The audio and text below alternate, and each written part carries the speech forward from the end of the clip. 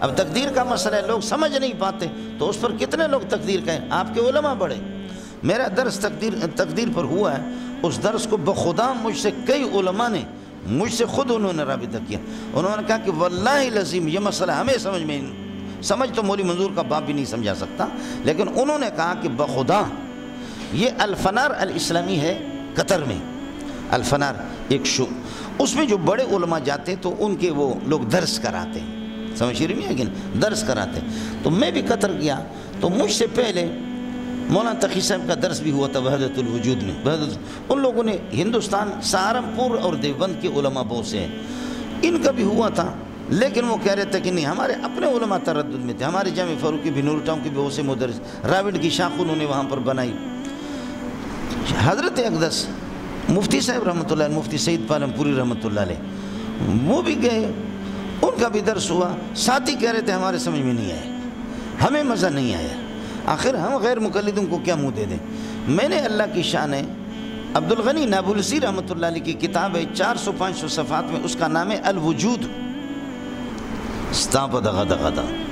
حضرت اقدس نانوتوی رحمۃ اللہ علیہ نے بھی وجود پر کلام کیا کہ وجود کیا ہے. عین موجود ہے، وجود حقیقی چیز ہے یا وجود اعتباری چیز ہے، یہ منطقی سمجھیں گے آپ، اس کو نہیں سمجھیں گے.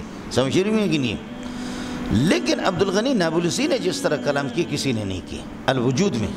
اللہ کی شان. وہ کتاب میرے پاس ہے، میں کتاب پڑھ چکا تھا لیکن بہت پہلے پڑھا تھا، اور مثنوی بھی ادھر ادھر سے. تو میں گیا تو ان لوگوں نے مجھے کہا کہ حضرت خود علماء کہ ہم اس میں تردد میں ہیں. تو میں نے کہا اگر آپ اطلاع کرتے مجھے، جب میں آ رہا تھا پاکستان اطلاع کرتے، میں چندے کے لیے ہم لوگ جاتے ہیں، اطلاع کر دیتے تو میں کچھ دیکھ چکا ہوتا. لیکن اب یہ ہے کہ جو کچھ میرے ذہن میں وہی آپ کو بتاتا ہوں. اگر کوئی قرض آپ کا رہ گیا تو پھر پاکستان پہنچنے کے بعد پھر آپ کو بتا دوں گا. لیکن الحمدللہ کچھ خاکہ تھا میرے ذہن میں. انشاءاللہ وقت مل گیا تو میں آپ سے عرض کروں گا کہ وحدت الوجود کیا ہے. آپ کو پھر اشکال ختم ہو جائے گا.